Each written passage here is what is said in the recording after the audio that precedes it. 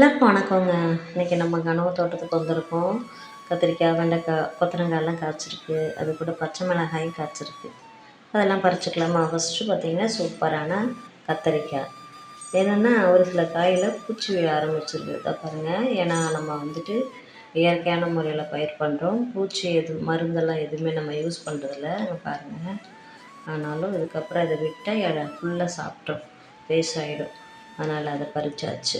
அதுக்கப்புறம் பார்த்திங்கன்னா பக்கத்துலேயே வெண்டைக்காய் பார்த்திங்கன்னா நம்ம கத்திரி பாத்தியை சுற்றியும் ஓரத்தில், அதாவது வரப்பில் சுற்றியும் போட்டு விட்ருக்கோம். பெரிய ஒரு ஸ்கொயராக வந்துட்டு அப்படியே கொத்திட்டு அதில் கத்திரிக்கல் வச்சு நிறையா சுற்றியும் வந்துட்டு வெண்டைக்காயை போட்டு விட்ருக்கோம். ஏன்னா நம்ம வந்துட்டு கரண்ட் வசதி அங்கே கிடையாது, தனி ஃப்ளாட்டு. அதனால் வந்துட்டு போர் மட்டும் இறக்கி அதை தண்ணி அடித்து ஊற்றிட்டுருக்கோம்.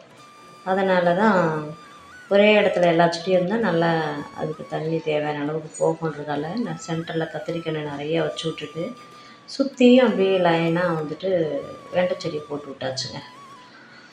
அதனால தான் வந்துட்டு கொஞ்சம் கும்பலாக இருக்க செடியெல்லாம் பாருங்கள். சென்டரில் தான் கத்திரிக்காய் இருக்கும். அதனால் பார்த்திங்கன்னா ஒவ்வொரு கத்திரிக்காய் பறிக்கும் போதும் பக்கத்துலேயே அப்படியே வரப்பில் வந்துட்டு வெண்டைக்காய் செடி கூடவே இருக்கும். அதனால் அதையும் சேர்த்து கத்திரிக்காய், வெண்டைக்காயும் நம்ம மாற்றி பறிச்சுக்கலாம். பக்கத்தில் இருக்கிறதில்ல, ரவுண்டாக போயிட்டு வரணும் இல்லைங்களா? அப்படி திரும்பி வெண்டைக்காய் பறிக்க. அதனால் கத்திரிக்காய் பறிக்கும் போதே பக்கத்தில் இருக்க வெண்டைக்காய் செடியையும் பறிச்சிடலாம். பாருங்கள், சூப்பராக நல்லா பிஞ்சு கத்திரிக்காய். இந்த மாதிரி கத்திரிக்காயில் நம்ம வந்துட்டு கொஸ்து பண்ணி சாப்பிட்டா அவ்வளோ டேஸ்ட் இருக்கும் இல்லைங்களா?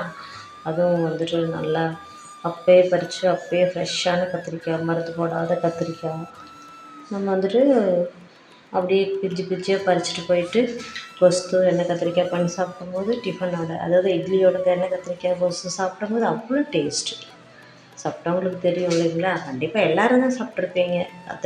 கத்திரி கொஸ்து சாப்பிட்டாதவங்க யார் இருப்பா இல்லைங்களா?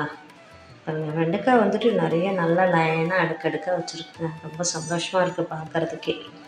அப்புறம் பார்த்திங்கன்னா இப்போ நம்ம கொத்தரை செடி கூட காய்க்க ஆரம்பிச்சிருச்சுங்க. இதை பாருங்கள், அப்படியே லைனாக அடுக்கடுக்காக காய் வச்சுருக்குது. ஆனாலும் ஒரு சில காய் தான் பறிக்கிற மாதிரி இருக்குது. எல்லாம் பிஞ்சாக இருக்குது. இப்போ தான் ஸ்டார்ட் ஆகுது. காய் நிறைய வச்சிருச்சு, பட் இருந்தாலும் இன்னும் பெருக்கலை. அதனால் ஒரு சில காய் மட்டும் பறிக்கிற மாதிரி இருந்தது வந்து நம்ம பறிச்சுக்கலாம். அப்புறம் அதை முற்றி வீணாக போய்ட்டு இல்லைங்களா?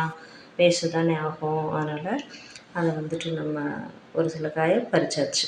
அதுக்கப்புறம் பக்கத்துலேயே பார்த்திங்கன்னா ஒரு கத்திரிக்காய் செடி இருக்குது பாருங்கள். அந்த கத்திரிக்காயையும் அடி பறிச்சுக்கலாம். நல்லா ஸ்மூத்தான சின்ன கத்திரிக்காய், ரொம்ப பெருக்க விட வேணாம் அப்படின்றதால குட்டியாக இருக்கும்போதே பறிச்சிடலான்னு சொல்லிட்டு எங்கள் வீட்டில் பறிக்கணும் அப்படின்ட்டாங்க, பறிச்சாச்சு. அதுக்கப்புறம் இந்த பக்கம் வந்து ஒரு வெண்டைக்காய் செடி. இது பாருங்களேன், குட்டி செடி தாங்க, ஆனால் காய் நல்லா பெருசாக வச்சுருக்குது. குட்டியாகவே. அதாவது இந்த வருஷம் பார்த்திங்கன்னா, போன வருஷம் நம்ம மழைக்கு முன்னாடி போட்ட அந்த வெண்டை விதைகள் வந்துட்டு நிறைய அப்படியே விட்டதால் அதுலேருந்து காய் வந்து முற்றி காஞ்சு போயிட்டு அந்த சீட்ஸ்லாம் விழுந்து நிறைய வெண்டை செடி போடாமலே முளைச்சிருக்கு. இந்த பச்சை மிளகா பாருங்களேன், டிஃப்ரெண்டான ஷேப்பில் இருக்குல்ல, சூப்பராக. சரி, ஸ்ட்ராபெரி மாதிரி இருக்குது. அதுக்கப்புறம் இங்கே நீட்டு பச்சை மிளகாய் இருக்குது, அதையும் பறிச்சுக்கலாம். அவ்வளோதாங்க இன்றைக்கி அறுவடை. அதுக்கப்புறமா கூடவே பார்த்திங்கன்னா நிறைய புளிச்சக்கீரை கட் பண்ணி வச்சுருக்கேன். நான் அதெல்லாம் வீடியோ எடுக்கலை, கட் பண்ணதெல்லாம்.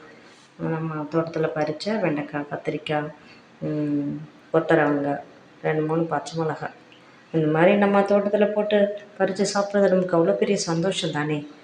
ட்ரை பண்ணுங்கள் முடிஞ்சால். அட்லீஸ்ட் மாடி தோட்டத்திலாச்சும் போட்டு பாருங்கள். இந்த பதிவு பிடிச்சா லைக் பண்ணுங்கள், ஷேர் பண்ணுங்கள், சப்ஸ்கிரைப் பண்ணுங்கள்.